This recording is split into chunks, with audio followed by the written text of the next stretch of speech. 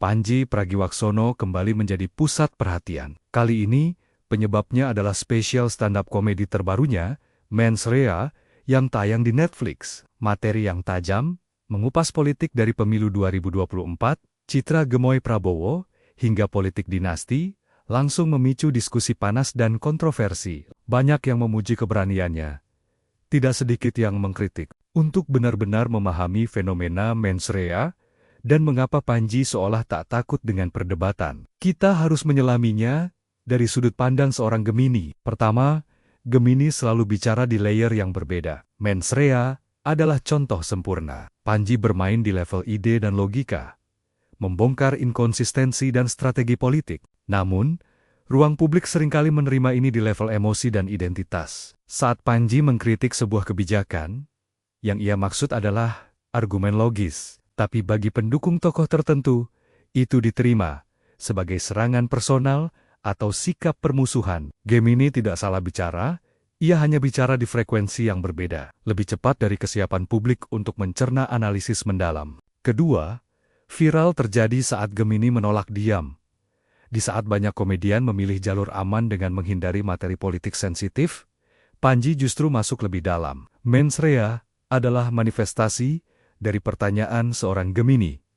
Kalau ini tidak masuk akal, kenapa harus diam? Viral ini lahir bukan karena provokasi, tapi karena Gemini tidak punya tombol skip logika.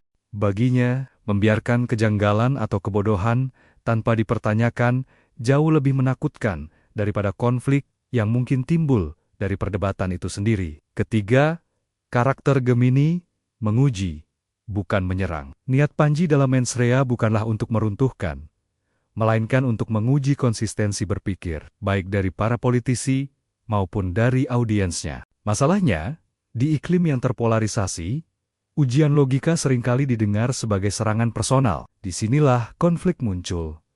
Pandji bertanya kenapa sebuah strategi politik begini, sementara publik yang emosional menjawab dengan, kok berani-beraninya menyerang idola kami? Keempat, humor Gemini jadi bumerang di era sensitivitas. Bagi Pandji, humor adalah alat klarifikasi, sebuah cara untuk menyederhanakan isu rumit agar bisa dianalisis. Namun, bagi sebagian audiens, menggunakan humor untuk membahas isu politik yang sensitif dianggap sebagai pelecehan makna atau meremehkan.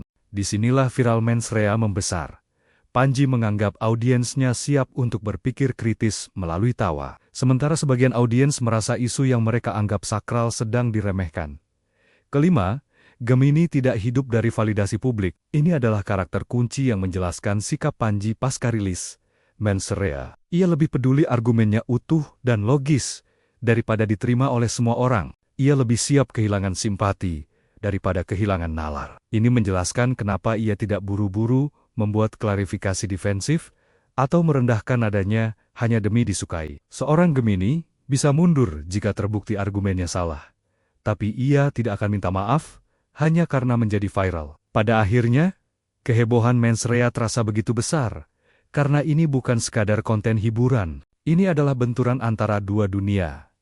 Dunia Gemini yang penuh logika, diskusi, dan kebebasan berpikir, berhadapan dengan dunia publik yang syarat dengan emosi, simbol dan identitas kolektif, dan konflik semacam ini akan selalu viral, siapapun tokohnya.